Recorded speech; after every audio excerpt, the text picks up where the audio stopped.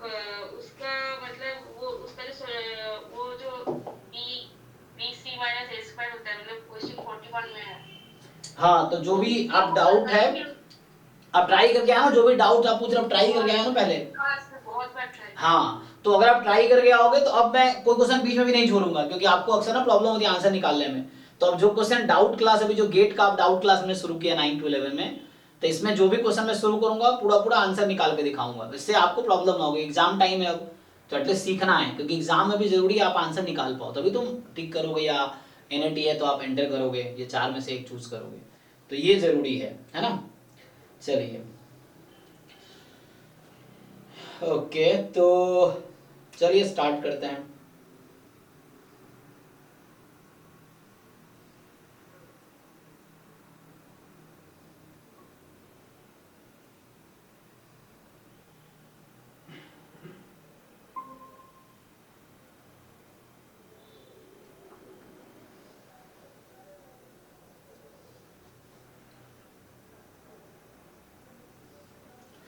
बताओ भाई, आप लोग डाउट बताओ। तो क्वेश्चन भेजोगे या यहाँ खोलूं, या फिर स्क्रीनशॉट भेजोगे, कैसे करोगे? क्वेश्चन, अच्छा ठीक है, हम लोग स्क्रीनशॉट ही भेज देते हैं सोचा। नहीं तो यहाँ खोलूं मैं पेपर, ये भी हो सकता है, लेकिन ढूंढना पड़ेगा फिर उसके लिए। और अगर आप जो भी डाउट्स रह गए हैं तो भेजो, मैं सॉल्व करता हूँ, रह जाएगा तो अगले क्लास में बताएंगे, ये चीज है।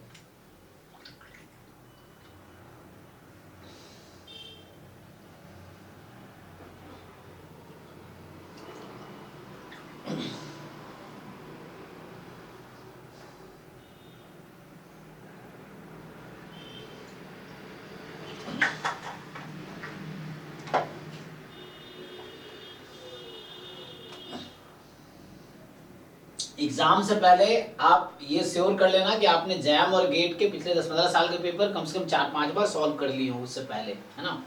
वरना आप अगर आखिरी दिन का वेट करते रहोगे फिर आप नहीं कर पाओगे, एंड में आप एक बार भी नहीं कर पाओगे।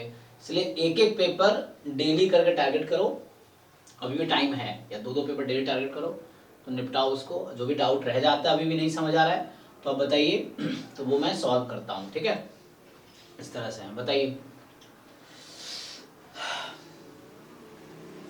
और साथ में मॉक टेस्ट भी अटेम्प्ट करो, या पीवाईक्यू, ठीक है पीवाईक्यू कर ही रहे हो तो ना, मॉक टेस्ट करने का टाइम ही नहीं मिलता। बांटिए। जैसे टाइम को क्या शेड्यूल करना है आपको, मतलब आपको एक प्रॉपर शेड्यूल बनाने हैं कि आपके पास 24 घंटे हैं, उसमें प्रिपरेशन को आप कितने घंटे दे रहे हैं, 12-14 घंटे तो दे रहे होंगे ना, 12-14 आवर। अभी आजकल एग्जाम टाइम में तो इतना देना ही सर, चाहिए।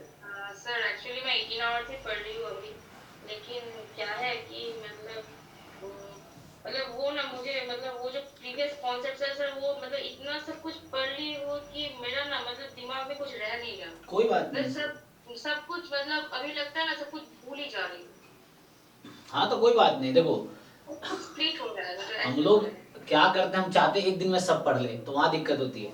आप प्रॉपर प्लान बनाओ कि आज इतना ही करना है, कल इतना करना है, परसों ऐसे। एक दिन में सब कुछ नहीं होगा, लेकिन थोड़े थोड़े करके आप सब कुछ है ना कर सकते। सब पीवाईक्यू में 2023 से स्टार्ट किया, 5 तक मैंने जैम का भी करा दिया, गेट का भी करा दिया ना। अब सोचता है एक दिन में सारा नहीं होता ना, थोड़े थोड़े होंगे। सेम आपको करना है कि रोज 2 पीवाईक्यू करो ना, रोज क्यों सोचते सब कर देना है। आप डिसाइड करो कि आज बस 2023 का करना है, और आज कर लो। फिर या आप 2005 से स्टार्ट करना, 5 से करो, लेकिन थोड़े थोड़े करके होगा, एक दिन में सब कुछ थोड़ी होगा। और 18 घंटे पढ़ते हो, बहुत है 18 घंटे। आप एक दिन 18 घंटे का मतलब आप दिन में चाहो तो 4-5 पीवाईक्यू निपटा सकते हो एक दिन में, अगर कोई बच्चा इतना पढ़े तो, क्योंकि अब तो सर रिविजन नहीं, ही करना है। एक्चुअली एक्चुअली मैं वो जेल एप्टीट्यूड में थोड़ा सा मतलब कॉन्सेंट्रेट कर रही हूँ, कोई बात नहीं। ताकि मार्क्स ज्यादा आ जाए। ठीक है भाई, तो आप लोगों को जो भी डाउट है भेजो, ग्रुप पे भेजो, तो या बताओ, देखते हैं। देखिए सर, व्हाट्सएप ग्रुप में। जी बताइए। सर इसमें सर आपने जो सोल्यूशन मतलब किया था जब क्लास में, वो सर उसका आपने सर वो आइगन वैल्यूज तो दिया हुआ है, 1 2 और 1 2 होगा। और इसका जो आइगन वेक्टर्स आपने M V equal to V, मतलब वो एम माइनस आई वी। अब आप जो बोल रहे थे कि वो मतलब वो ट्रिवियल और नॉन ट्रिवियल सॉल्यूशन के बारे में बोल रहे थे सर, वो पोर्शन मुझे समझ नहीं आ रहा। नहीं नहीं, पहले तो मुझे ये समझाओ। देखो, अभी मैं जो भी क्वेश्चन आप सॉल्व करूंगा पूरा पूरा सॉल्व करूंगा, है ना। मैं अब कोशिश ये कर रहा हूँ ताकि ऐसा ना हो कि यहाँ आप बोलो कि सर हो गया हो जाएगा, बाद में फिर वही डाउट पूछो, तो अब मैं पूरा सॉल्व करूंगा। और आपका काम है अपने हैंड राइटिंग में उसको नोट करके रखना, ताकि वो क्वेश्चन दोबारा मुझसे नहीं पूछोगे। मुझे फिर बहुत गुस्सा आता है कि सेम क्वेश्चन वो चीज, मुझे लगता है कि मतलब इतने एफर्ट्स मैं कर रहा हूँ और आपको कोई मतलब उसकी कोई वैल्यू ही नहीं है कि एक ही क्वेश्चन 4 बार सर पूछ रहे हो, एक्चुअली ये ना चीज़ है। आपका जो वो वीडियोस है ना, मतलब वो पहले आपने जो क्वेश्चन किया था उसका वीडियोस पे नहीं था, इसलिए मैं पूछ रही थी। कोई बात नहीं, तो उसको सॉल्व करो खुद से, वीडियोज नहीं है, क्लास में हेल्प लो, ग्रुप में क्वेश्चन पोस्ट करो, कोई ना कोई सॉल्यूशन भेज देगा, ये चीज है। अभी आपको कोई हेल्प ऑफर करता है वो भी आप मना कर देते हैं, जैसे उस दिन बोल रही थी एकता के भेजते हो, फिर हेल्प लेना चाहिए ना। अगर मान लो आपका क्वेश्चन है, आप दोस्त से पूछो, किसी कोई हेल्प कर पा रहा है उससे नहीं, हेल्प ले लो। मैं खुद से ट्राई करना चाहती थी, इसलिए मतलब मुझे देखकर मतलब इसलिए मैंने सर से भी मना कर दिया था, पवन सर से। जी, तो ट्राई कीजिए। मुझे भी लगता है कि सॉल्यूशन देख के मुझे ठीक हाँ तो ट्राई पहले करो, फिर ट्राई करके ग्रुप में पोस्ट कर दो, कोई ना कोई सोल्यूशन भेज देगा। नहीं भेजता फिर मुझसे डिस्कस करो, या पवन सर है, वो 3 टीचर उधर, सागर है, पवन है, सुभाजीत है, किसी को भेज सकते हो पर्सनली। ऐसे मैंने मनाही किया, मैं क्लास में हूँ, ग्रुप में भेजो, ताकि आपके वजह से और लोगों का भी डाउट क्लियर हो जाए। जैसे आपके कोई डाउट है तो हो सकता है वही डाउट और लोगों के भी लोग पूछ ना रहे हो, तो जब क्वेश्चन आप पोस्ट करें ग्रुप में, सोल्यूशन अगर कोई टीचर पोस्ट कर रहा है जो डाउट टीचर है, तो एटलीस्ट बाकियों का भी डाउट क्लियर हो जाएगा ना। बहुत सारे लोग पूछते नहीं है, तो उससे ये फायदा हो जाएगा। पर्सनली में क्या है कि फिर आपका ही फायदा होगा।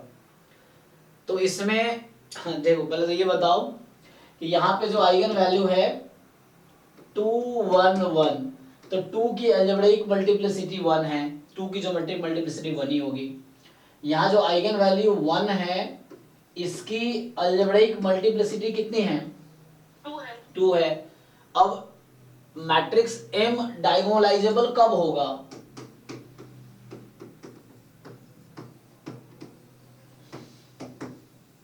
बताइए, ये 1 के करस्पॉन्डिंग मुझे कितने लीनियरली इंडिपेंडेंट आइगन वेक्टर चाहिए?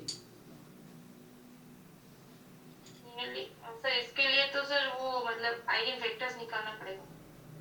नहीं, कितने चाहिए डायगोनलाइजेबल होने के लिए? कितने आइगन वेक्टर चाहिए हमें? सर हमें इंडिपेंडेंट चाहिए, मतलब हाँ 3 इंडिपेंडेंट आइगन वेक्टर्स। हाँ 3 टोटल चाहिए, लेकिन 1 के करस्पॉन्डिंग कितने चाहिए? 1 के कॉरेस्पॉन्डिंग 2 इंडिपेंडेंट होते हैं। हाँ तो निकालो ना 2। उसमें क्या बोल रहा हूँ मैं, सॉल्व करिए आपने, सॉल्व क्या समझ नहीं आया? सर आया है सर 0 AB और C तो आप देखो ना, 2 लीनियरली इंडिपेंडेंट आइगन वेक्टर कब आएगा, हमें ये देखना है कि 2 लीनियरली आइगन वेक्टर कब मिलेगा। तो मुझे ए वी बराबर वी, मतलब ए माइनस आई वी, इसके करस्पॉन्डिंग 2 लीनियरली, मतलब अगर मैं वेक्टर स्पेस बना दूं इसका, तो मुझे इसका डायमेंशन 2 होना चाहिए। अगर इसका डायमेंशन 2 होगा तब जाके ये डायगोनलाइजेबल होगा। तो देखो इसका डायमेंशन 2 है कि नहीं है, तो क्वेश्चन कह रहा है डायगोनलाइजेबल है, तो मतलब यहाँ पे कि जो M has 3 linearly independent eigen vectors, क्योंकि ये 3x3 की मैट्रिक्स है इसीलिए।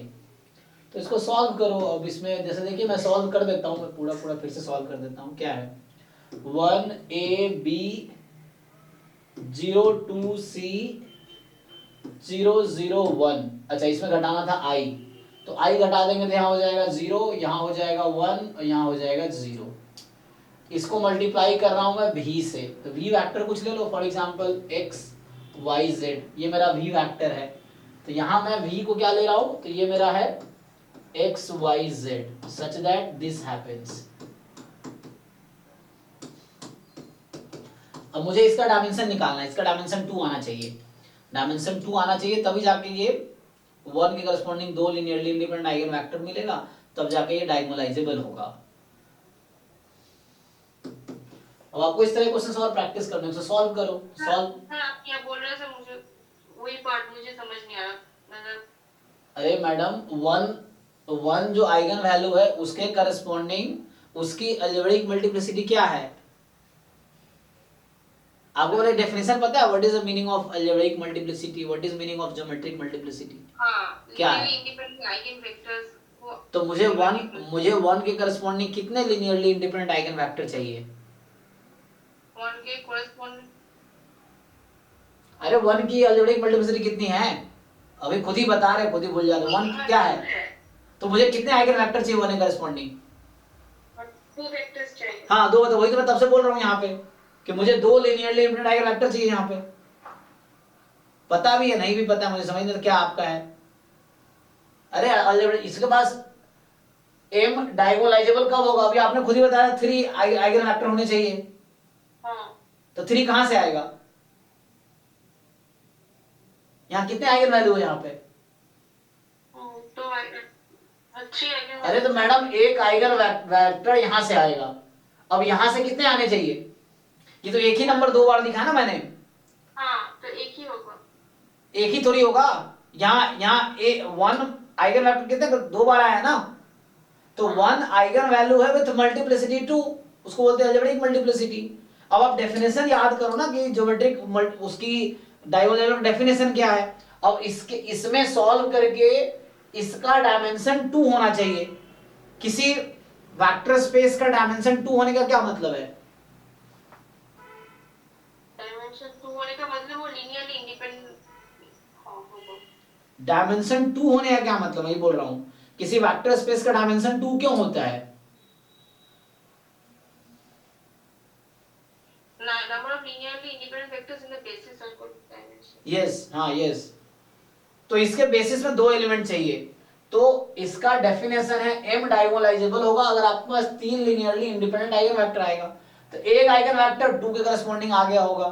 अब 2 आइगन वेक्टर मुझे 1 के करस्पॉन्डिंग चाहिए, क्योंकि 1 यहां 2 बार आया है, तो 1 के करस्पॉन्डिंग इस इक्वेशन के पास 2 लिनियरली इंडिपेंडेंट सॉल्यूशन होने चाहिए। तो सॉल्व करके देखो ना क्या आएगा यहां से। अब देखो मैं कर देता हूं, सॉल्व तो पहले भी कर रखा है मैंने। तो आपने x plus by 0 यहाँ देखो ध्यान से, x नहीं होगा, अभी 0 हो चुका है ay plus bz 0 जी। यहाँ से y plus cz फिर 0 बराबर 0, जैसे कोई वैल्यू नहीं है। अब आपको ये समझना है यहाँ पे कि मैंने जो ये v ले, ये v वेक्टर लिया ये है। अब डायमेंशन क्या होता है कि number of linearly independent element in the basis. अब ये आपके पास xyz वेक्टर है ना। देखो अगर आपको यहाँ प्रॉब्लम है, आपको बेसिक में हो सकता है डाउट, तो बेसिक्स पढ़ो एक बार ही कि भैया ये डायगोनलिटी होती क्या है ना। जैसे बुक्स में वो तो सर पढ़ रही हूँ सर, वो हाँ, तो पढ़ लिया। तो अरे तो वही तो सीखना है आपको कि अब ये तो जब पढ़ लिया आपने, डायगोनलिटी की डेफिनेशन पढ़ लिया, इस पे बेसिक आपने कुछ क्वेश्चंस कर दिए होंगे बुक में जो बेसिक रहते हैं, तो इस क्वेश्चन में क्या डाउट है आपको, वही तो पूछ रहा हूँ। देखो मैं सॉल्व कर रहा हूँ, पहले समझो। तो मैं जो समझा रहा हूँ उसको समझने की कोशिश करो आप कि मैं बोल क्या रहा हूँ। डेफिनेशन ये है कि 1 की अलजेब्रिक मल्टीप्लिसिटी 2 है। 1 2 बार आया ना वैल्यू में, तो अगर 1 के corresponding 2 linearly independent eigen vector मिलेगा तो m डायगोनलाइजेबल होगा। अगर 2 लिनियरली इंडिपेंडेंट आइगन वेक्टर नहीं मिलेंगे तो डायगोनलाइजेबल नहीं होगा। क्वेश्चन ने बोला हुआ है कि डायगोनलाइजेबल है, तो बताओ एबीसी पे क्या कंडीशन होगा, क्वेश्चन ये है। मतलब वो एबीसी को नॉन जीरो होना पड़ेगा। कैसे डिसाइड कर लिया आपने? सर क्योंकि वो उसको इंडिपेंडेंट होना है, तो इसीलिए सर मतलब वो वाई जेड जो है उसको सर नॉन जीरो करना है, तो नॉन जीरो होगा। और इसीलिए सर ए बी और जो मतलब वो जो सिस्टम ऑफ इक्वेशंस होगा सर उसको मतलब जीरो होना पड़ेगा उसका डिटरमिनेंट को। हाँ, क्योंकि डिटरमिनेंट नॉन जीरो हुआ, तो देखो इसके पास मैं ये बोलना चाह रहा हूँ, दिस हैज एक ऑब्वियस सॉल्यूशन है, 0 0 रख दो, y को 0 z को 0, ऑब्वियस सॉल्यूशन है, तो ट्रिवियल सॉल्यूशन बोलते हैं जीरो सॉल्यूशन को। लेकिन इसके पास 2 लिनियरली इंडिपेंडेंट सॉल्यूशन चाहिए मुझे। So this has infinite solution. मैं ये पूछना चाह रहा हूं कब होगा? अगर ये जो, या तो एक सिंपल कर लो, a/1 is equal to b/c, simple. ये आपने 12th हम लोग 9th में पढ़ते हैं कि ये 2 लाइन की इक्वेशन है yz प्लेन में, ठीक। तो 2 लाइंस में या तो एक बार कट करेगा तो यूनिक सॉल्यूशन आएगा, पैरेलल होगा तो नो सॉल्यूशन आएगा, कोइंसिडेंट हो गया, एक के ऊपर दूसरी लाइन आ गई तो इनफाइनाइट सॉल्यूशन हो जाएगी। तो इसमें इनफाइनाइट सॉल्यूशन कब आएगी ये देखना है। तो ऐसा रेशियो इक्वल या डिटरमिनेंट जो कह रहे थे आप उससे कर लो, a1bc, डिटरमिनेंट को 0 कर लो, तब भी वही आएगा। क्या आएगा यहाँ से? AC माइनस b बराबर ac। यहाँ से भी क्या आएगा? b बराबर ac। अब इससे क्या फायदा हुआ, क्वेश्चन ये है, इससे फायदा ये हुआ, आप इसको सॉल्व कीजिए। अब जो पहले इक्वेशन को आप सॉल्व करेंगे तो हमारे पास पहले इक्वेशन से y की वैल्यू कितनी आएगी, minus B upon A time Z. दूसरे इक्वेशन से y की वैल्यू कितनी आएगी, दूसरे इक्वेशन से माइनस सी जेड। इसको और इसको इक्वल कर दो। देखो मैं तीन अलग अलग तरीके से आपको बता रहा हूं कैसे कैसे आंसर आ रहा है। एक तरीके से यहां से मिल गया, दूसरा तरीका से यहां आ गया, तीसरा तरीका यहां बता रहा हूं मैं आपको कि माइनस बी बाई ए बराबर माइनस सी, बी बराबर ए सी। तो ये जब कंडीशन होल्ड करेगा तो इससे क्या फायदा हुआ कि ये जो एलिमेंट है बेसिस का वो अब ऐसा है, समझिए। तो x तो रहेगा ही। अब यहां से मान लो मैं y की वैल्यू आप z के टर्म में लिख दो, तो अगर ऐसा होगा दोनों सेम जनरेट करेगा, तो उससे ये फायदा होगा कि, है ना, अगर वैसा नहीं होगा तो 0 0 सॉल्यूशन आ जाएगा। तो 0 0 आ जाएगा तो सोचिए अगर ऐसा नहीं हुआ, सोचो अगर ऐसा नहीं हुआ तो इसको इक्वल होने के लिए, अगर ये इसके इक्वल नहीं है ना, मान लो ये एग्जांपल के लिए समझो, अगर ऐसा हो गया 2z बराबर 3z, तो बताओ यहां से z बराबर क्या आएगा, z बराबर सर 1 आएगा। दिमाग शांत करके सोचो, एक साइड बुलाओ। अब तो सर अरे 2 times z is equal to 3 times z। Madam z क्या है, अब मैं क्या पहली क्लास में भेजूं आपको, आराम से सोचो ना, जल्दीबाजी क्या है, लिख के देख लो ना, जो मैं बोल रहा हूं उसको लिख के देख लो ठीक से। जो मैं यहां लिख रहा हूं सेम नोटबुक लिखो ना, फिर बताओ सॉल्व करके कि z की वैल्यू क्या आएगी क्वेश्चन से। उसको लिख के देखो, एक साइड बुलाओ, एक साइड लाओ z को, बताओ कितना आएगा। दोनों राइट साइड में 0 बनाइए, बताइए कितना आएगा। Sir z equal to 3/2z होगा।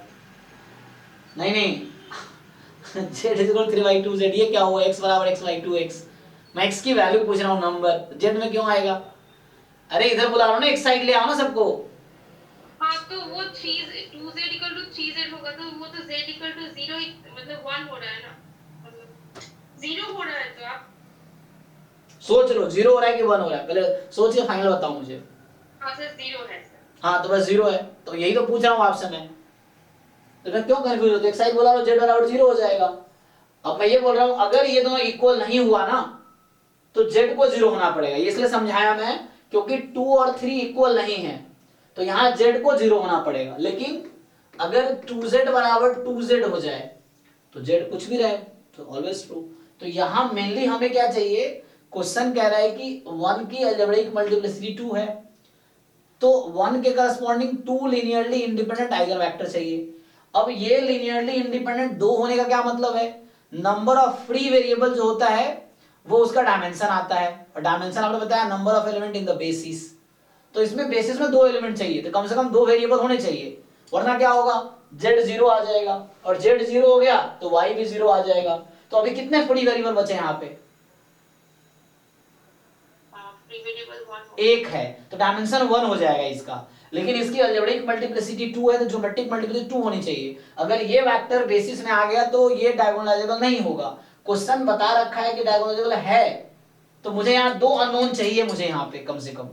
तो 2 अननोन कब बनेंगे, जब y z पे डिपेंड कर जाएगा। कब डिपेंड करेगा, जब ये इक्वल होगा, तो ये कोएफिशिएंट इसके इक्वल हो जाएंगे। तो कोएफिशिएंट इक्वल, ये यहां से देख लो इनफाइनाइट सॉल्यूशन। अब ये सिस्टम ऑफ इक्वेशन का कांसेप्ट है, ये आपको रिकॉल करना पड़ेगा, समझना पड़ेगा कि इसके पास मोर देन वन सॉल्यूशन कब होगा, जब डिटरमिनेंट 0 होगा, आप जानते हैं, है ना। इसके पास यूनिक सॉल्यूशन होगा, तो unique solution is trivial solution. तो यहां से दिस हैज, अब मैं जो बताना चाह रहा था देखिए x, तो y की वैल्यू यहां रख देता हूं मैं माइनस सी टाइम्स z, माइनस सी टाइम्स z और z, ठीक, x y z। तो y की वैल्यू मैंने z के टर्म में रख दी, क्यों रख दी, अब आपको कितने फ्री वेरिएबल यहां दिख रहा है, वेरिएबल 2 वेरिएबल 2 है, x and z, तो देयर आर 2 वेरिएबल, तो इसके करस्पॉन्डिंग मुझे 2 लीनियरली इंडिपेंडेंट वेक्टर मिलेगा, या बोले तो इसके बेसिस में 2 एलिमेंट मिलेगा। सो बेसिस में 2 एलिमेंट मिल गया, तो मतलब इसका जो ज्योमेट्रिक मल्टीप्लिसिटी है वो 2 है। तो अगर बनाना चाहो बना, जरूरत नहीं है, सिर्फ यही देखना था कि इस सिस्टम के पास मोर देन वन सॉल्यूशन कब आएगा। तो मोर देन वन सॉल्यूशन तब आएगा जब ये ऐसा होगा, तो ये आ गया, तो b बराबर ac इस क्वेश्चन का आंसर है। कि matrix is diagonalisable if B is equal to AC। और ये सब सॉल्व करके आपको खुद ही रीजन अब ढूंढना पड़ेगा ना, ऐसा क्यों हो रहा है। मतलब मैं तो बता दी एक्चुअल रीजन, अब मान लो पीछे की थ्योरी जैसे अगर क्लियर नहीं है तो आपको रिकॉल करना पड़ेगा कि ऐसा क्यों है, उसके पीछे जाओगे जो देखो क्या हो रहा है। मतलब भाई कुछ है नहीं, बस हमें देखना था डायमेंशन, सिंपल कॉन्सेप्ट है।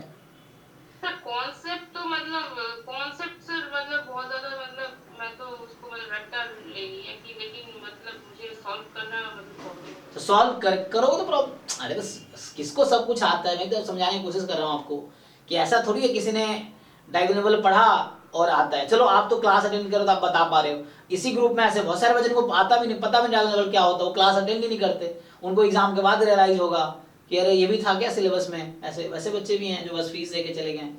तो आपको सीखना है और आगे बढ़ना, लाइफ में सीखना पड़ेगा। मैं तो हर बार सीखने पे ही फोकस करता हूँ। कोई बात नहीं, आप सीखो ना, सीख रहे हो अभी, सीखो और क्वेश्चन इस तरह का प्रैक्टिस करोगे तो आपको लगेगा हाँ यहाँ ये हो रहा है। क्योंकि एक बार में सब कुछ थोड़ी आ जाता है, धीरे धीरे आता है। हमें भी धीरे धीरे आया, आपको धीरे धीरे आया। क्या है बताइए नेक्स्ट क्वेश्चन।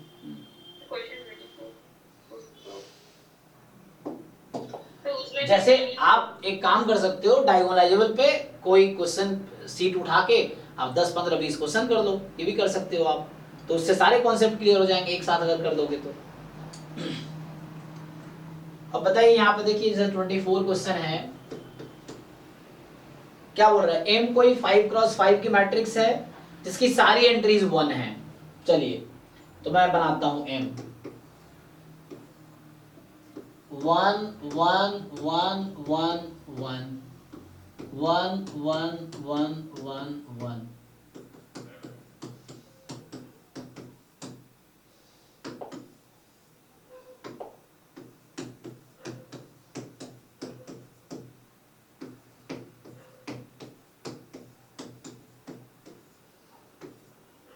ये एम है मेरा। अब मुझे बताइए इसमें क्या डाउट, हमने क्या अप्रोच लिया, ऑप्शंस के हिसाब से क्या सोच रहे हैं आप बताइए। सर हमने इसका सर आइगन वैल्यूज है इसका तो आइगन वैल्यूज 0 0 और वो 5 है आइगन वैल्यू और एक 5 आएगा और 0 0 0 0 जी। हाँ 4 zeros होगा जी अब प्रॉब्लम है कि क्या प्रॉब्लम बताइए। सर इसका सर मिनिमल जब इसका डायगोनलाइजेबिलिटी चेक करना चाहती हूँ तब इसका सर मतलब क्या मतलब इसका तो मतलब 0 0 है और 5 है, मतलब आइडेंपोटेंट तो नहीं, एम तो आइडेंपोटेंट नहीं होगा। नहीं नहीं, आप बाकी ऑप्शन मत जाओ, डायगोनलाइजेबल बताओ, ये मैट्रिक्स डायगोनलाइजेबल है कि नहीं है, मुझे ये चेक करना है। तो उसके लिए मुझे क्या करना पड़ेगा। सर वो इंडिपेंडेंट फैक्टर्स मतलब इसका तो मतलब आइगन वैल्यूज मतलब डिफरेंट नहीं है, सेम आइगन वैल्यूज है, तो इसलिए इसका सर आइगन वेक्टर्स निकालना पड़ेगा। लेकिन आइगन वेक्टर्स निकाले थी लेकिन अब सुनो, 5 की अलजेब्रिक मल्टीप्लिसिटी कितनी है, 1 है तो इसके करस्पॉन्डिंग कितने आइगन वेक्टर मिलेंगे। corresponding एक मिलेगा, एक जो एक ही बार आ रहा है वो एक बार मिलेगा, कोई दिक्कत नहीं है। अब ये 0 की अलजेब्रिक मल्टीप्लिसिटी कितनी है, 4 है। तो इस मैट्रिक्स को डायगोनलाइजेबल होने के लिए इस 0 की ज्योमेट्रिक मल्टीप्लिसिटी कितनी होनी चाहिए।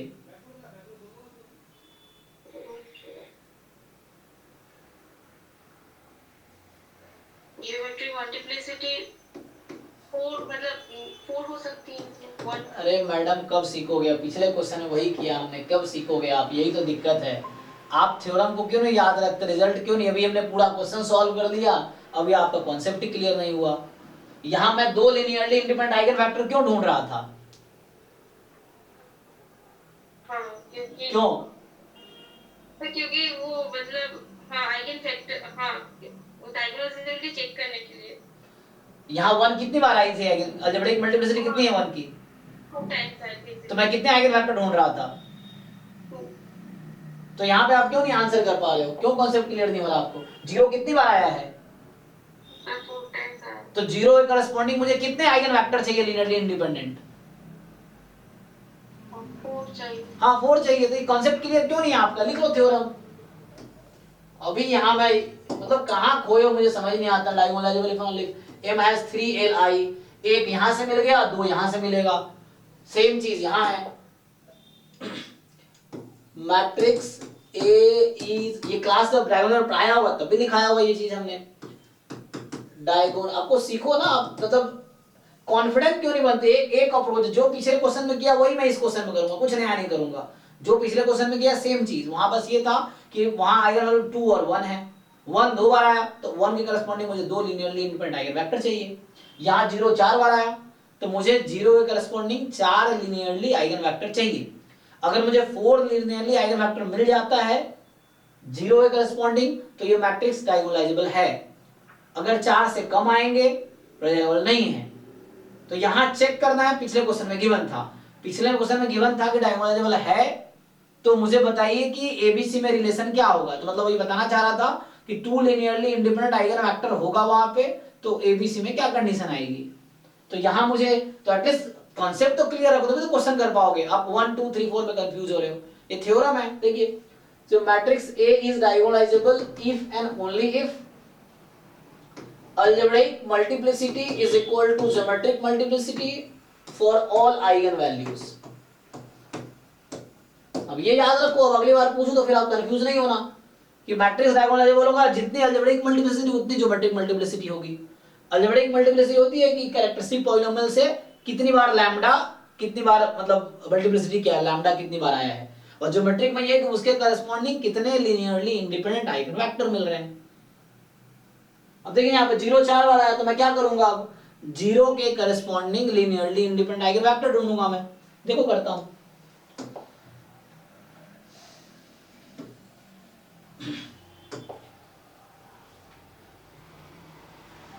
क्योंकि जब मान लो कोई सॉल्यूशन भेज भी देगा तो आप कैसे समझ लोगे क्या हुआ है उस क्वेश्चन में, जब तक आपको ये सब स्टेटमेंट पता नहीं है। तो यहां से क्या होगा, तो उसके लिए थ्योरी थोड़ा रिवीजन, मैं बोलता हूँ फिर से थ्योरी रिवाइज करो। आपने नोट्स बना रखे होंगे ना जो कॉलेज में पढ़ाया होगा। कॉलेज वाले तो पढ़ाते हैं तो पूरा थ्योरी पढ़ाते हैं, हम लोग जो पढ़ाते हैं, जो मैं पढ़ाया तो मेरा पढ़ाने का पर्पस क्या रहता है, एंट्रेंस ओरिएंटेड पढ़ाता हूँ मैं। अब इतना थोड़ी कि मैं आप जैसे मान लो आप कुछ लोग क्या है कोचिंग में पूरा ज्ञान, अरे अगर मैं पूरे आपको एमएससी में जो पढ़ा वो दोबारा पढ़ाऊंगा तो मैं गेट की तैयारी कब कराऊंगा आपको। ऐसे होता है ना, बहुत सारे कोचिंग के टीचर ये प्रेफर करते हैं कि नहीं सारा थ्योरी, अगर मैं एमएससी जैसा आपको यहाँ भी पढ़ाने लगूं तो गेट की तैयारी कब होगी, तो आप वहीं गेट की तैयारी नहीं कर लेते एमएससी में, तो यहाँ क्यों आए फिर। तो यहाँ टारगेटेड अप्रोच है। आपने देखा होगा क्लास में क्या थ्योरम लिखा है, क्वेश्चन कर रहे हैं, थ्योरम लिख के प्रूफ नहीं करते ज्यादा। हमारा पर्पस है कि आपको थ्योरम समझ है मीनिंग क्या है और उसको अप्लाई कर सको, तो उसके लिए क्वेश्चन हमारे यहाँ पर्पस होता है क्वेश्चन सॉल्विंग पे। एमएससी में क्या पर्पस रहता है, वहाँ थ्योरी समझा रहे हैं, डेफिनेशन समझा रहे हैं, थ्योरम प्रूफ कर रहे हैं, प्रूफ चल रहा होता है वहाँ पे। लेकिन यहाँ पे प्रूफ पर्पस नहीं है, यहाँ पर्पस कॉन्सेप्ट समझना जिसको हम एग्जाम में क्वेश्चन में अप्लाई कर सके, तो वो आपको सीखना है। तो अभी जैसे जो थ्योरीज पढ़ाए हमने उसको आप रिवाइज कर सकते हो, अपने हैंड राइटिंग में नोट्स बना लो ना सिलेबस का कि ये टॉपिक है, और मतलब जैसे आप टाइम मैनेज नहीं कर रहे हो। सिलेबस का प्रिंट है सर। हाँ प्रिंट है, तो एक एक टॉपिक को ठीक से रिवाइज करो आप कि इस टॉपिक का मीनिंग क्या है, उस पे थ्योरम्स क्या है, उस पे क्वेश्चंस कैसे आए हैं, ये चीजें हैं, तो हो जाएगा धीरे धीरे सब।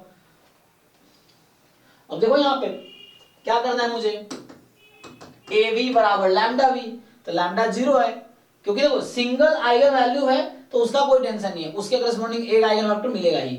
प्रॉब्लम ये हो जब मोर देन 1 मल्टीप्लिसिटी होती है तो उस केस में मुझे सोचना है क्या होगा। तो आपको क्या करना है, ए बी बराबर ना 0 भी मतलब 0 ही हो गया है, तो ए बी बराबर 0, 0 टाइम बी 0। अब चलिए ए मैट्रिक्स मेरा ये है, अब v का मतलब v वेक्टर है ना, v यहाँ वेक्टर है आइगन, तो ये 5 क्रॉस 5 किया तो ये 1 1 1 1 1,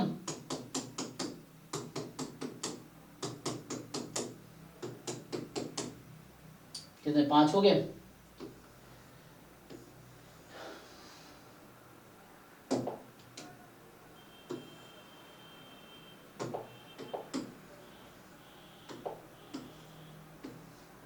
तो मान लो x1 x2 x3 x4 x5, या वैसे लिख सकता था x y z w, इस तरह लिख सकता था मैं, इस तरह से लिख दिया इक्वल टू 0। अब आप इसको सॉल्व करो तो देखिए अब ध्यान रखो मैंने v क्या लिया, अब ध्यान दो, a रख दिया, v को मैंने, तो मैं v को लिया हूं x1 x2 x3 x4 x5। तो मेरा पर्पस है इस वेक्टर स्पेस का डायमेंशन निकालना, मेरा पर्पस है इस वेक्टर स्पेस का डायमेंशन निकालना, v सच दैट दिस।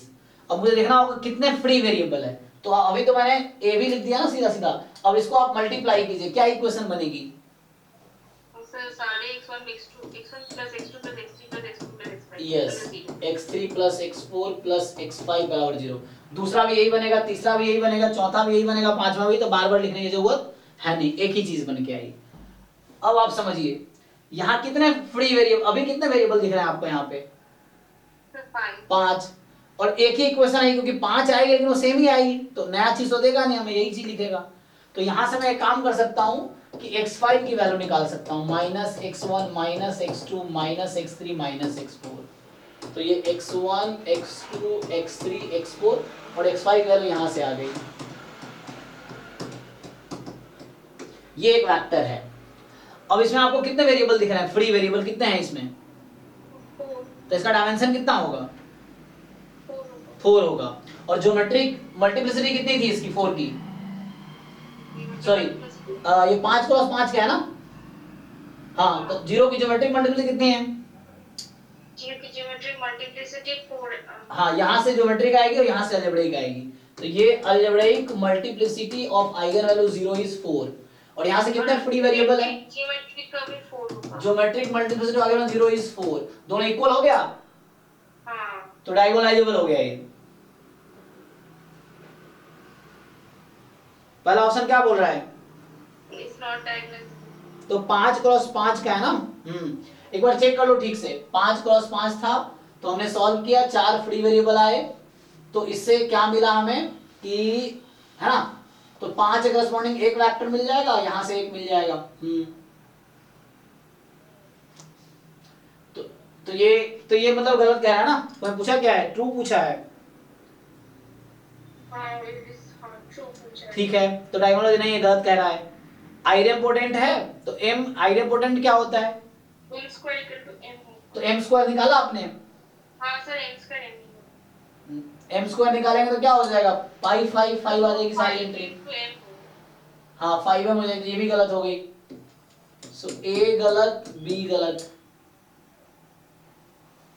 और c सर नीलपोटेंट मतलब उसका जो पावर होगा a to the power n वो 0 होगा। कोई पावर लगता है कभी 0 होगा? आप मल्टीप्लाई करते हैं कभी 0 होगा? कभी भी 0 नहीं होगा ये। कभी भी 0 नहीं होगा। अब d पे आइए, तो d कह रहा है कि the minimal polynomial and characteristic polynomial of m are not equal. चलिए, तो अब समझिए आप, फिर से मैं उसी एग्जाम, आप इसका कैरेक्टरिस्टिक पॉलिनोमियल निकाल सकते हैं। अच्छा, आइगन वैल्यू तो पता ही है आपको, a के पास कितनी आइगन वैल्यू है? a के पास आइगन m के पास मतलब 5 था, 0 0 0 0, ये है ना? तो इसका कैरेक्टरिस्टिक पॉलिनोमियल लिख सकते हैं आइगन वैल्यू देख के आप। इसी का रूट ये होता है, तो ऐसा इक्वेशन पॉलिनोमियल लिखिए जिसका ये रूट्स हो जाए। x to the power 5 minus 5 और x to the power 5 और 4 होगा, है ना? तो जब आप इसको 0 पुट करेंगे तो होगा क्या? एक बार 5 मिलेगा सॉल्यूशन और 4 बार 0 मिलेगा, यही है। तो इस इक्वेशन के ये रूट्स हैं, तो ये कैरेक्टरिस्टिक पॉलिनोमियल है। अब पूछ रहा है इसका मिनिमल पॉलिनोमियल क्या होगा। देखिए, तो होता क्या है, तो इसको मैं ठीक से लिख दूं, तो जस्ट x की पावर 4 है। अब इसका जो मिनिमल पॉलिनोमियल होगा वो या तो हो सकता है x इंटू x माइनस 5, तो मतलब आ जाएगा x स्क्वायर माइनस, समझिए ध्यान से, मतलब x माइनस 5 इंटू एक्स हो सकता है, वो चेक करना है मुझे। मिनिमल पॉलिनोमियल मतलब लिस्ट डिग्री पॉलिनोमियल जिसको मैट्रिक्स सेटिस्फाई कर जाए। तो इसको खोलूंगा तो आ जाएगा x स्क्वायर माइनस 5x, तो इसमें पुट कीजिए मैट्रिक्स, सो a स्क्वायर या m मैट्रिक्स m लिख लो। तो क्या मैट्रिक्स इसका सॉल्यूशन बनेगा इस इक्वेशन का? m स्क्वायर माइनस 5m किसके इक्वल आएगा?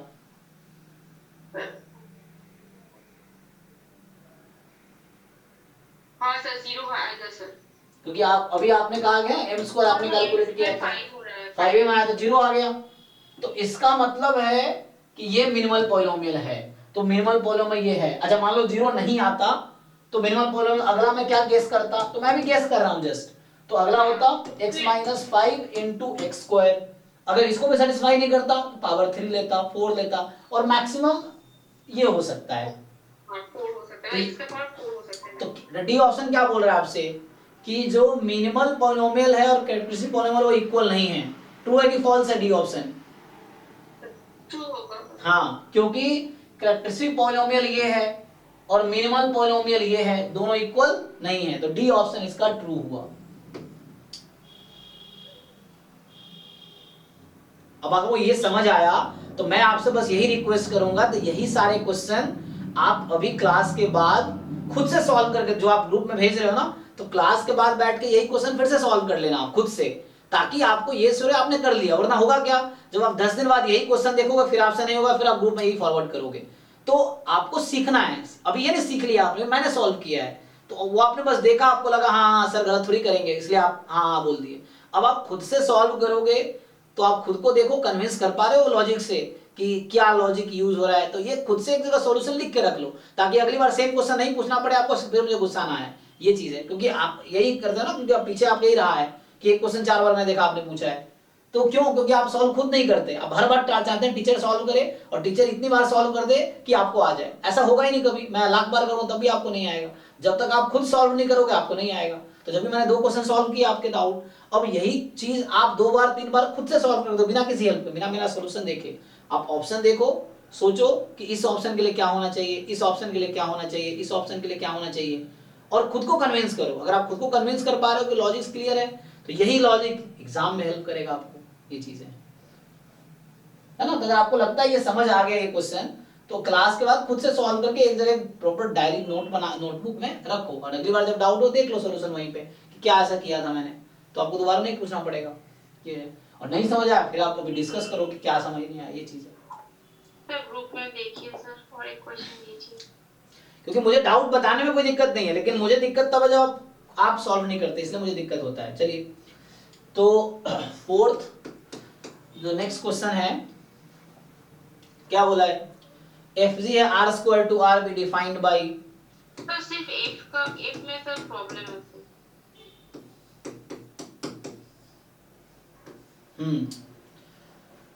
क्या प्रॉब्लम बताइए। सर एफ में प्रॉब्लम है कि AC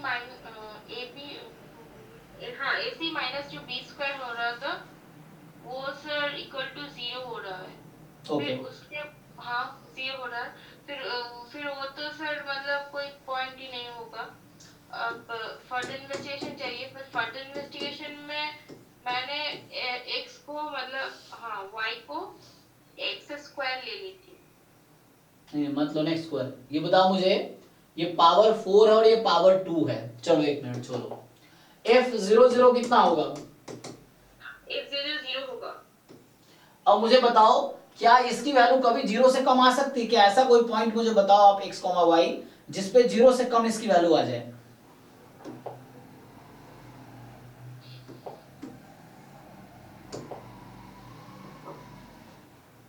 क्या आपको लगता है ऐसा कोई होगा कि पावर 2 है और पावर 2 में है, इसीलिए नहीं। पावर 2 है, पावर इवन है, तो नेगेटिव नंबर रखो तो भी पॉजिटिव हो जाएगी। तो ये तो बेसिक डेफिनेशन है कि f ऑफ x, y जो है ये x4 प्लस वाई स्क्वायर जो ये हमेशा मोर देन इक्वल टू 0 होगा, और ये 0 किसके इक्वल था? f00 के। So this quantity will always be more than equal to this.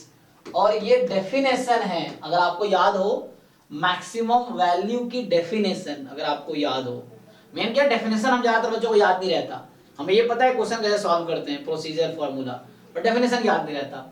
अब यहां से क्या हो गया, तो मतलब यहां मैंने ये दिखाए for all x, y belongs to r square, तो यहां से आ गया f of x, y more than f00 for all x, y belongs to r square. So if and only if, ये डेफिनेशन है, ये थ्योरम डेफिनेशन है हालांकि। तो हम क्या बोलते हैं, 0 इज, अब आप सोच के बताना, तो कहां ही लगाना, पॉइंट ऑफ मैक्सिमा या मिनिमा, देख के बताओ। fxy more than f00, f00 is less than equal to fxy, so 0 is point of maxima or point of minima? तो मिनिमा होगा जी, क्योंकि इस पे वैल्यू किसी भी पॉइंट पर कम आ रही है, तो this attains least value compare to any other point, तो जिस पॉइंट पे लिस्ट मतलब मिनिमम वैल्यू आती है फंक्शन की, इस है ना, तो फंक्शन कोई भी पॉइंट लेंगे तो इससे ज्यादा ही आएगा, this is least value function, मतलब वैल्यू ऑफ द फंक्शन। तो इसका मतलब है 0 पॉइंट ऑफ मिनिमम। और ऑप्शन क्या कह रहा है देखिए अब ध्यान से, पहला ऑप्शन क्या बोल रहा है? पॉइंट ऑफ ये सर, हाँ पॉइंट पहला लोकल मिनिमम। हाँ कोई दिक्कत नहीं है, इनफैक्ट ये ग्लोबल मिनिमा है, तो ग्लोबल मिनिमा है, लोकल मिनिमा भी होगा, कोई दिक्कत नहीं है। लोकल मिनिमा मतलब ऑप्शन यही होगा सर, तो ऑप्शन यही होगा फिर। ओके। बी में, जी में क्या किया आपने बताइए मुझे दूसरे? बी में तो सर वो नॉर्मल एक तो टी मतलब x के रेस्पेक्ट में डेरिवेटिव की, फिर y के रेस्पेक्ट में डेरिवेटिव किया, फिर उसको इक्वल टू 0 कर ली, फिर उसके बाद हाँ फिर उसके बाद सर डबल डेरिवेटिव की, मतलब वो सर 0 पॉइंट आ रहा था, फिर मतलब फिर उसको sir double derivative of respect to x और double derivative of respect to y और g ऑफ x y। ठीक है, तो 4x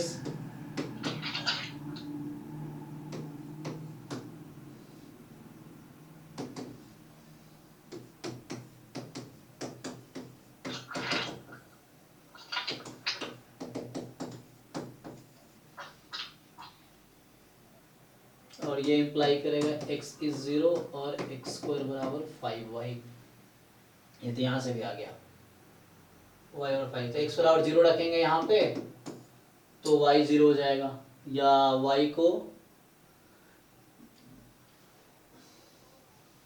तो x 0 है ना, तो x 0 y 0 आएगा ना यहाँ से। अब आप क्या करते हैं, g x x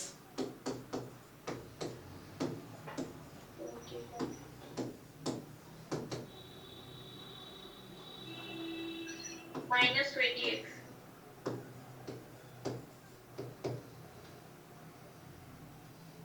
to y होगा, टू हार्ट टू। ठीक। अब इसका नाम हम रखते हैं आर एस टी।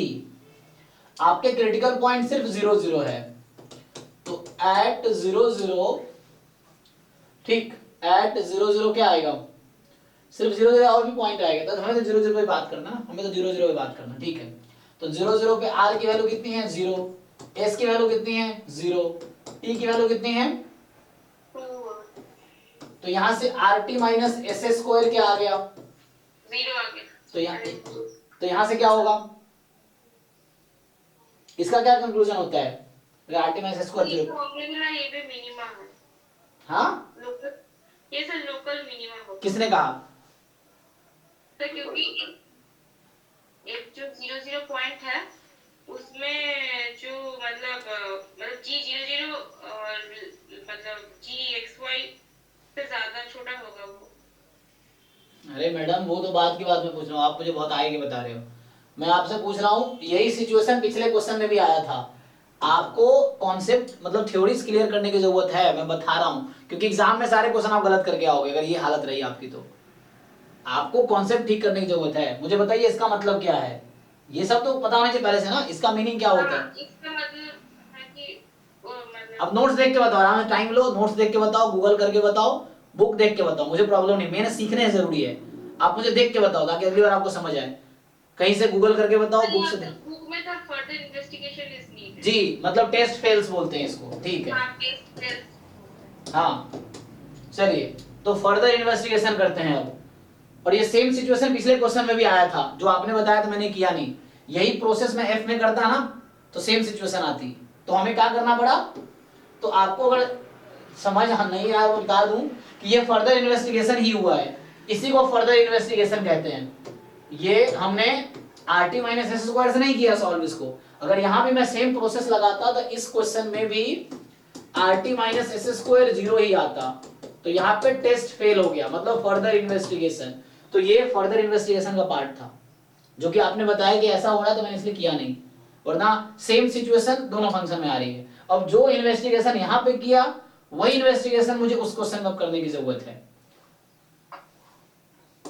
अब आप समझिए, और जैसे यहाँ पे कॉन्सेप्ट क्लियर हो, इस तरह के डिफरेंशियल कैलकुलस नाम का असाइनमेंट हमारे ड्राइव में है, अब जाइए वहां पे 10 15 20 क्वेश्चन सॉल्व कर लीजिए, कॉन्सेप्ट क्लियर हो जाएगा। सामने थ्योरी रखिए, देखते कीजिए, कोई दिक्कत नहीं है, सीखना जरूरी है। और इतना इस तरह सॉल्व कीजिए कि एग्जाम तक आपके दिमाग में घुस जाए, कि एग्जाम में जाए तो वहां आप किससे आर्ग्यू करेंगे, यहाँ मुझसे आप कर ले रहे हैं, बता देंगे, वहां किससे करेंगे, है ना, किससे डिस्कस करेंगे, डिस्कस नहीं कर सकते ना आप वहां पे। तो वहां आपके दिमाग में जो है उतना ही काम आएगा। दिमाग में गलत कॉन्सेप्ट है तो गलत आंसर निकलेगा। तो आपको सीखना है, बहुत सारी चीजें आपको आती है, कुछ चीजों पे काम करना है आपको, ये चीजें हैं। बताइए यहाँ पे फर्दर इन्वेस्टिगेशन क्या करें हम। अब मुझे ये सोचना है कि 0 0 पे क्या हो रहा है, इस फंक्शन को, जीरो होगा सर। हाँ चलिए, जी 0 0 यहाँ पे 0 है। अब पिछले क्वेश्चन में जो कि पावर 4 था, तो हमने कहा कि उसकी वैल्यू 0 से कम कभी नहीं हो सकती। अब आपको मैं पूछूं, क्या मुझे कोई एक ऐसा पॉइंट बता सकते हो जहां पे g की वैल्यू 0 से कम आ जाए? क्या मुझे कोई ऐसा पॉइंट बता सकते हो जहां वैल्यू 0 से ज्यादा आ जाए? हाँ, तो हो सकता है। हाँ, वही ढूंढने की जरूरत है मैम, हमें ढूंढना पड़ेगा। सर वो x का वैल्यू 1 x y का वैल्यू 1 1 रख देंगे तो हो जाएगा, मतलब ओके, लेस देन 0।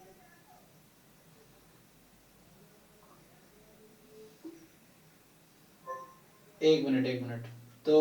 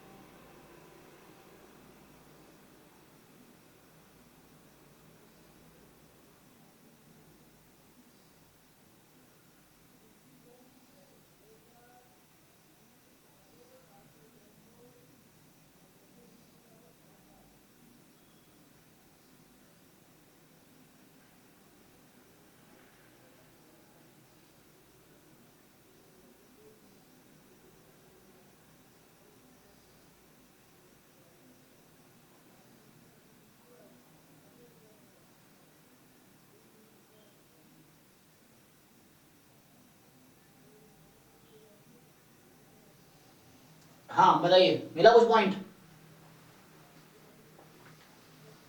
आपको ऐसे 2 पॉइंट ढूंढने हैं पॉइंट मिला है सर। ओरिजिन के नेबरहुड में, है ना, ओरिजिन के नेबरहुड में देखना है कि ऐसा कोई पॉइंट मिल जाए।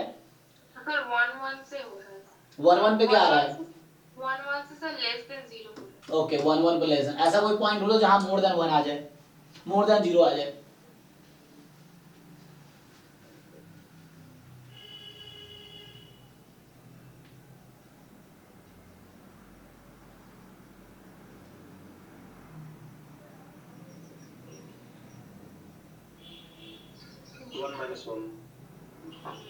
वन माइनस वन चेक कर लीजिए, 1 -1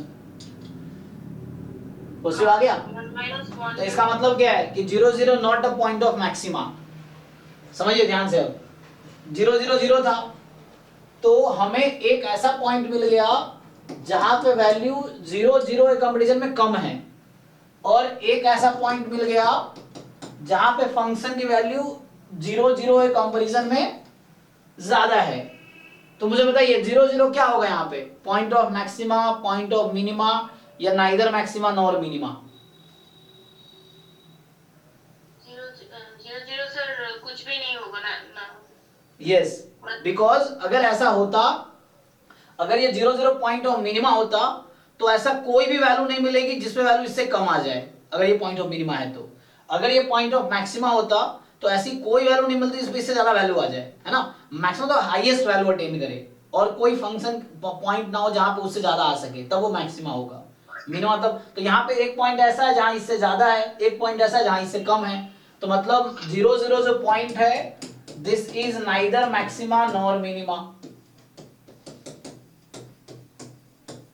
इतना ज्यादा पॉइंट की जरूरत नहीं थी, आप इस तरह से सोचते, एप्सिलॉन से भी काम, एप्सिलॉन बहुत छोटा नंबर है, एप्सिलॉन के रेस्पेक्ट में भी काम कर सकते थे आप, उसके हिसाब से भी हो जाएगा। एनीवे जैसे भी है ना, कोई दिक्कत नहीं है, तो उससे आ जाएगा कि एप्सिलॉन और एक पॉइंट ले लो, एप्सिलॉन स्क्वायर, इस तरीके से। तो यहाँ पे अगर आप लेते हैं एप्सिलॉन स्क्वायर, तो आ जाएगा 2 एप्सिलॉन 4 माइनस 10, तो ये नेगेटिव आ जाता। फिर ऐसे ही जी ले लो, प्लस में एप्सिलॉन और माइनस एप्सिलॉन स्क्वायर, है ना, तो ये आ जाएगा पॉजिटिव, देख लीजिए। तो वैसे भी हो जाएगा, है ना, मतलब बहुत जीरो एक क्लोज नंबर, एप्सिलॉन बहुत क्लोज नंबर है। एप्सिलॉन मान लीजिए 1/10,000 है, या 1/1000 टाइप का ले सकते हैं आप, चेक करके देख लीजिए, ये चीज है। तो एनीवे कोई दिक्कत नहीं है।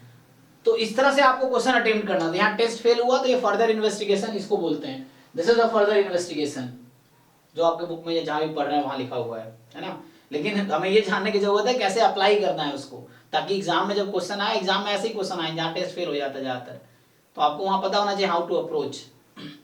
ठीक है, नेक्स्ट देखिए।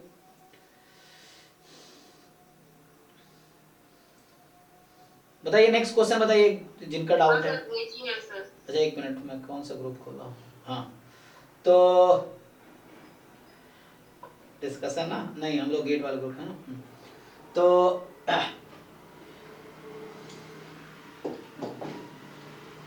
अब ये 21 है, ठीक है। बी वेक्टर स्पेस है, set of all polynomial, V में सारे पॉलिनोमियल है, ठीक है। अब W एक है ना, ये है सेट ऑफ ऑल पॉलिनोमियल, इसके अंदर जितने पॉलिनोमियल हो सकते हैं वो सारे हैं। अब W जो है हमारे पास, उसमें W is a subspace spanned by span of these 4 elements, t square plus t plus 2, t square plus 2t plus 5, 5t square plus 3t plus 4, and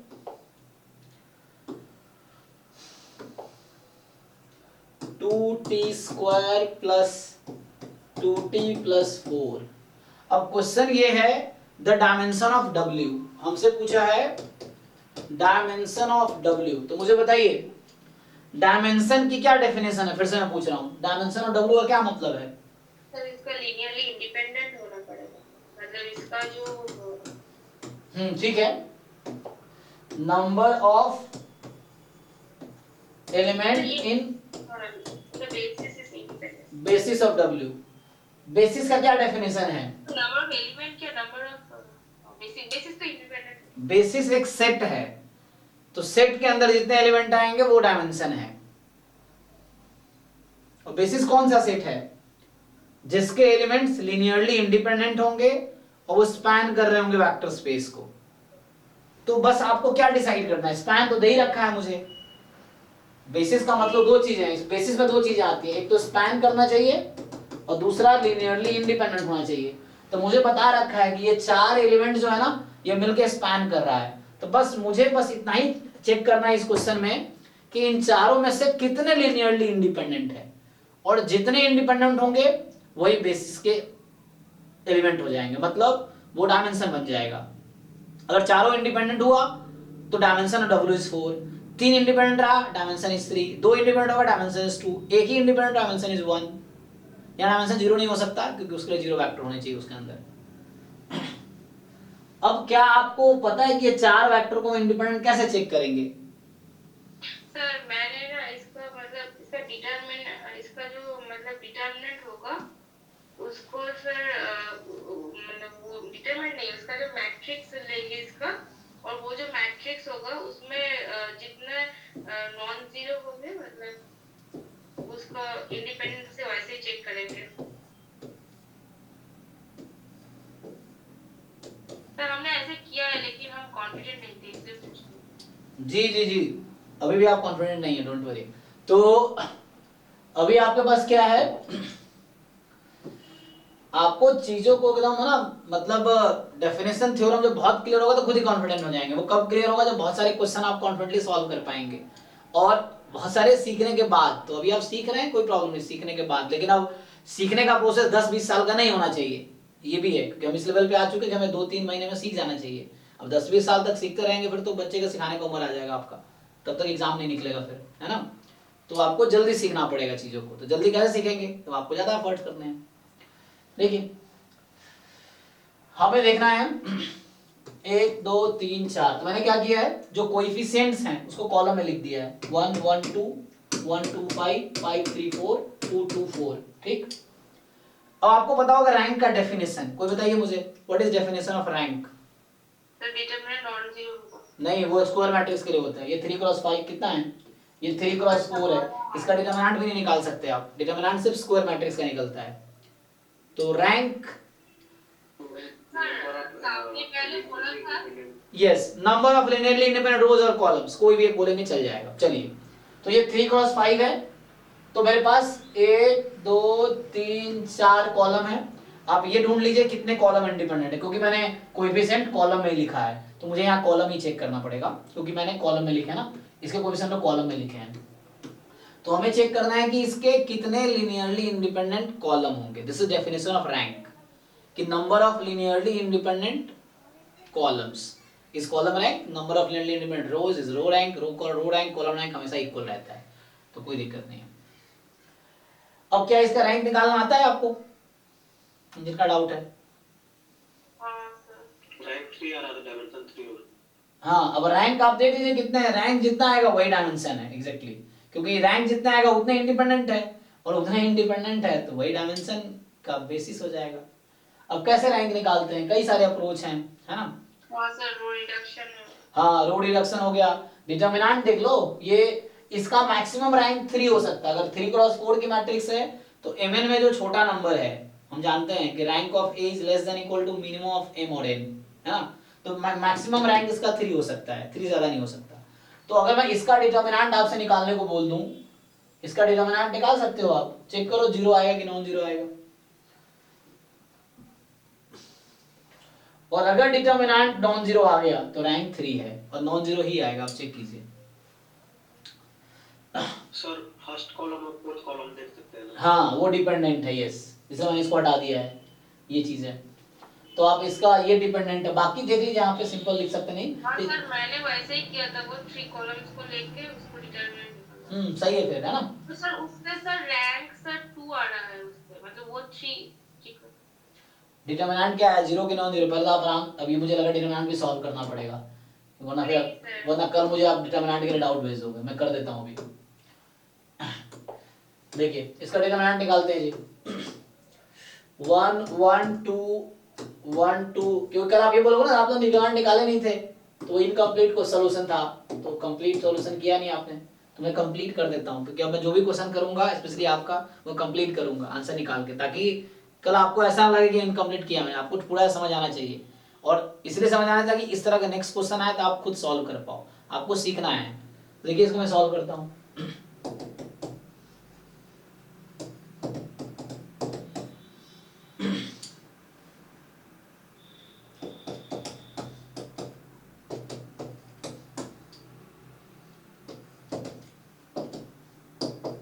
अब ये सब क्लास 11 12 में था, लेकिन मुझे करना पड़ रहा है, तो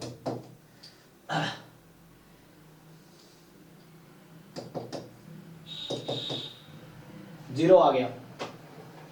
इसका क्या मतलब हुआ? तो मतलब हम लोग गेस जो कर रहे थे वो गलत है, मतलब गेस मैं क्या कर रहा था, डिटरमिनेंट नॉन जीरो आएगा, क्योंकि उन्होंने रैंक 3 कहा, डिटरमिनेंट 0 आ गया।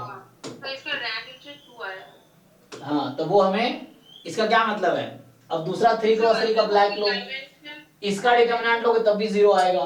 तो मतलब यहाँ 3x3 का कोई भी सब मैट्रिक्स लोगे ना, उसका डिटरमिनेंट 0 ही आएगा। क्यों? क्योंकि रैंक इसका 2 है। तो रैंक अगर 2 है तो 3x3 का कोई भी ब्लॉक बनाऊंगा डिटरमिनेंट 0 ही आना है। तो इसका मतलब ये है डिटरमिनेंट 0 आ गया। तो 0 आ गया मतलब समझ रहे ना, एक ये क्या अप्रोच ले रहा हूं मैं, क्योंकि मैं 3x3 का ब्लॉक क्यों लिया, अगर 3 लिनियरली इंडिपेंडेंट एलिमेंट है और डिटरमिनेंट नॉन जीरो आ गया तभी तो रैंक 3 होगा। अगर डिटरमिनेंट 0 आ रहा है इसका क्या मतलब है कि रैंक लेस देन 3 है, तो इसका मतलब कोई डिपेंडेंट है, इसका मतलब है कि ये कॉलम डायरेक्ट इस पे डिपेंड कर रहा है और ये जो कॉलम इन दोनों पे ये डिपेंड कर रहा है actually. So this is also dependent, this is also dependent. वो हमें दिख नहीं डायरेक्टली, दिखेगा कब, जब इसका लीनियर कॉम्बिनेशन लेंगे। तो मतलब इन दोनों का लीनियर कॉम्बिनेशन ये भी है। तो अब 2x2 का ब्लॉक बना लीजिए 2 1। अच्छा, लेकिन एक भी 2x2 का ब्लॉक मिल गया, एक भी 2x2 का ब्लॉक मिल गया जिसका डिटरमिनेंट नॉन जीरो है तो रैंक 2 होगी। एक भी 3x3 का ब्लॉक मिल जाता मुझे जिसका डिटरमिनेंट नॉन जीरो है तो रैंक 3 हो जाती। लेकिन आप 3x3 का कोई भी ब्लॉक बनाइए, कोई भी 3 कॉलम ले लीजिए आप, डिटरमिनेंट 0 ही आएगा क्योंकि रैंक इसका 2 है ना एक्चुअली, इसीलिए। तो मुझे लग रहा था 3 है, और जैसे बाकी लोग बताया वो भी आप सिर्फ इसलिए बताए होंगे क्योंकि आपको लगा होगा ये डिपेंडेंट है बाकी इंडिपेंडेंट होगा। लेकिन आपको ये भी देखना पड़ेगा कि इसको हम इन दोनों के लीनियर कॉम्बिनेशन में लिख सकते हैं। वो डायरेक्ट हमें नहीं दिखेगा, वो जब कैलकुलेशन करेंगे तब दिखेगा आपको कि a time this b time this can be written equal to this, तो a भी निकल जाएगा सॉल्व करके। ठीक है, तो इसका रैंक 2 आ गया। तो रैंक अगर 2 आ गया, अब ये भी करूं क्योंकि ये देखो ये 2+2 का ब्लॉक मिल रहा है इसका, तो रैंक 2 आ गया, तो आंसर 2 है। बताइए इसमें क्या आप डाउट है, बताइए अब। वो तो अच्छा किया मैंने सॉल्व कर दिया, वरना मैं 3 बोल रहा था उसमें भी आप एग्री थे। कौन सा सर, मैं तो अलग ही बोल रही थी आपको। क्या बोल रही थी?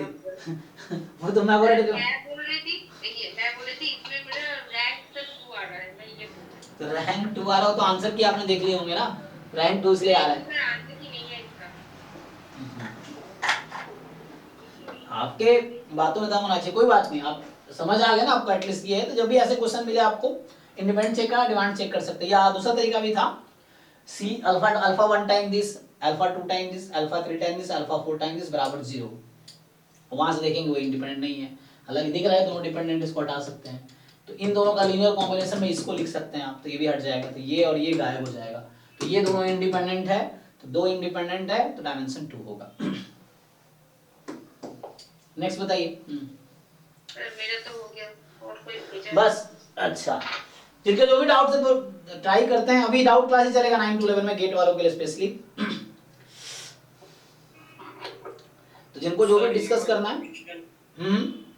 सो मैंने क्वेश्चन पोज किया है इसका, बस को थोड़ा डाउट हो रहा है। जी जी जी, चलिए। इसमें सर मैंने जो कंडीशनल दिया ना, regression on x on yz, तो मैंने f ऑफ yz पहले निकाल लिया, yz के फॉर्म में आ गया। अब मैं उसकी एक्सपेक्टेशन निकाल रहा हूं x कंडीशन yz। नहीं नहीं, yz देखिए पहले तो आपको, हाँ मतलब x given y is equal to y comma z is equal to z। तो इसका पीडीएफ क्या होगा पहले ये बताइए मुझे। इसका क्या, पहले तो आपको ये निकालना पड़ेगा, ये निकालना पड़ेगा आपको। हाँ, तो ये क्या आएगा, ये आएगा ये जो 3 का ज्वाइंट, हाँ आप जो कह रहे थे ठीक है, अब ठीक है। हाँ तो यहाँ से आपने एक्सपेक्टेशन में बस x आगे लग गया, ठीक है। अब उसमें जब मैं ये पूरा सॉल्व कर रहा हूँ तो वो yz के फॉर्म में आ रहा है। हाँ कोई दिक्कत नहीं है, yz के फॉर्म में आएगा ना, फंक्शन ऑफ yz ही तो आएगा। सो अब ये मतलब जो पॉइंट्स दिए हैं वो उसको कैसे एक बार वेरीफाई करें? जी देखिए, x टाइम ये जो पीडीएफ आपका आया होगा, मतलब ये लिख लो आप चाहो तो, या x time f of x given y comma z, x given y comma z dx, x का जो भी सपोर्ट आएगा 0 to 1। अब मान लीजिए इक्वेशन, तो ये जो आपका आंसर यहाँ निकल के आया, मान लीजिए ये सपोज g ऑफ yz, तो ये एक्चुअली एक्सपेक्टेशन ऑफ x है। सो रिग्रेशन में इसको हम x लिखते हैं एक्चुअली। तो ये इक्वेशन बन जाएगी एग्जांपल के लिए, ये बन गया मेरा x बराबर y plus z suppose. Okay, तो अब 4 ऑप्शन है, देख लो कि कौन सेटिस्फाई कर रहा है इसको। ओके, अच्छा अच्छा, ठीक है, समझ गया। तो ऑप्शन वाइज जाएंगे मतलब। यस यस, अब 4 ऑप्शन में पुट करके चेक करना है कौन सा इसको सेटिस्फाई कर रहा है, मतलब which point lie on this line, बस ये जो भी कर्व आ रहा है which point lie on this curve, तो वही आंसर, वही पूछना चाह रहा है कि कौन सा पॉइंट उस कर्व पे है। इनफैक्ट जो हम रिग्रेशन, सिंपल लिनियर रिग्रेशन लिखते हैं अल्फा प्लस बीटा एक्स, तो ये भी actually nothing but e of y given x ही है एक्चुअली, यही तो है। This is nothing but this, ये सिंपल लिनियर रिग्रेशन मॉडल यही तो है, वो ये है actually. So this is actually this, ठीक है, समझ गया। और इसलिए यहां देखते हैं आप x जो है नॉन स्टोचैस्टिक बोलते हैं इसको हम लोग, क्योंकि यहाँ x गिवन है इसलिए यहाँ पे x जो रहता है नॉन स्टोकेस्टिक रहता है।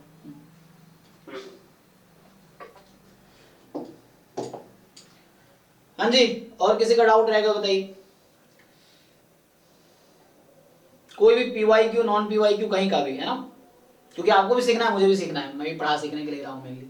तो ये चीजें हैं, तो आप डाउट पूछेंगे तो उससे आपका भी फायदा है मेरा भी फायदा है ना। जिन लोगों ने नहीं सॉल्व किया बोल रहा हूँ एग्जाम में 20 दिन बचे हैं आपको, तो अगर आपने पीवाईक्यू नहीं किए तो पहली प्रायोरिटी आपकी पीवाईक्यू होनी चाहिए। सिलेबस नहीं भी किया है पीवाईक्यू से ही शुरू करो, जब क्वेश्चन नहीं हो रहे हैं तो वापस जाओ थ्योरी पे, उसके बारे में थोड़ा सा तो गूगल पे पढ़ो या बुक में पढ़ो या हमारे वीडियो देखो, जो भी आपको प्रेफर कर रहे हो, सीख के फिर क्वेश्चन ट्राई करो। समहाउ आपको सीखना है how to solve questions, exam में भी यही करना है। अब मैं फिर से स्टेट दे रहा हूँ आपको, जो एमएससी में जितनी थ्योरी पढ़ी उतनी पढ़ने की जरूरत नहीं है। हर क्वेश्चन में एक टारगेटेड कॉन्सेप्ट रहता है, टारगेटेड अप्रोच रहता है। आप 50-60 क्वेश्चन डिफरेंट टाइप के टॉपिक पे कर लेंगे तो पूरा टॉपिक कवर हो जाता है एक्चुअली, और एंट्रेंस की तैयारी ऐसी हो जाएगी। तो उसके लिए आपको पूरा एमएससी का कोर्स पढ़ने की जरूरत है ही नहीं।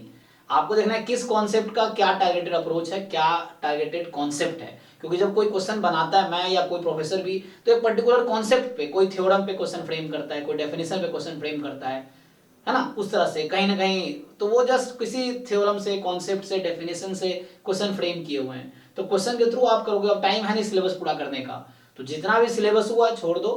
पीवाईक्यू जैम गेट 2005 से 2023 का ढंग से सॉल्व करो। इनफैक्ट जैसे मैं वीडियोस आप मत देखो सॉल्यूशन, आप क्वेश्चन सिर्फ वो कर सकते हो, और हो जाए तो स्किप करो, नहीं है तो देख लो सॉल्यूशन क्या है। और अभी डाउट क्लास चलेगी एग्जाम तक ये, तो आप पूछो उसमें, है ना। बुक से अगर आप कर रहे हो तो बुक से भी डाउट पूछ सकते हो, तो भी कोई दिक्कत नहीं है। बट आप पीवाईक्यू अगर नहीं किए हो तो सॉल्व करो, 4-5 बार मेक श्योर सॉल्व करो। एक दिन में आप, होता क्या, हम जोश में एक दिन बैठते हैं और लगता है एक दिन में सब कर देंगे, होता नहीं है, फिर हम छोड़ देते हैं। आप एक एक दिन एक ही पीवाईक्यू करो, एक पीवाईक्यू रोज करो, एग्जाम का, एक गेट का, ऐसे टारगेट कर लो। या तो जैसे एक आज बैठ के एग्जाम का, एक गेट का करो, कल एग्जाम का, एक गेट का, ऐसे करके 20 दिन में हो जाएगा। 20 साल का पेपर भी नहीं है ना हमारे पास अराउंड। तो 5 से 23 का कितने, 18-19 होंगे, तो हो जाएगा। और इसी को 2-3 बार अगर कर लिया आप, तो टाइम जितना कर सकते हो उतना ही करोगे ना। तो शुरू से मैं कर रहा हूँ, कई बार कर लो, ताकि वो होता है ना, कई बार हमें पहली बार में हो जाता है, दूसरी बार समझ नहीं आता, तो जब रिपीट करते हैं तो कॉन्सेप्ट बहुत सही से समझ आते हैं। फिर बाकी यही है, ठीक है। तो अगर डाउट नहीं है स्टॉप करूंगा, अगर है तो बताओ। नहीं सर, कोई डाउट नहीं है। हाँ, सॉल्व कीजिए, अब फिर डाउट पूछिए। जैम गेट का पीवाईक्यू कंप्लीट कीजिए और वो कीजिए, फिर मॉक टेस्ट देना, मॉक टेस्ट देके आप वहां से भी कर सकते हैं। और ऐसे जैम का सिलेबस और एप्टीट्यूड मिला के अराउंड 70-80 मार्क्स का गेट का कवर हो जाता है, तो वहां से भी आप देख सकते हैं। ये है एप्टीट्यूड और जैम मिला के, हाँ 70-80-85 तक का, 80 तक मान लो कवर हो जाता है। बाकी एक्स्ट्रा जो है मल्टीवेरिएट सभी आसान ही है, तो वो सब भी कीजिए सॉल्व, और डाउट है पूछिए। मतलब पकड़ बना लो, मेनली पीवाईक्यू पे ढंग के पकड़ बना लो, कोई भी क्वेश्चन आए तो अप्रोच पता है आपको, हो गया उसको। ठीक है, फिर आज के लिए इतना ही रखते हैं। Thank you, good night.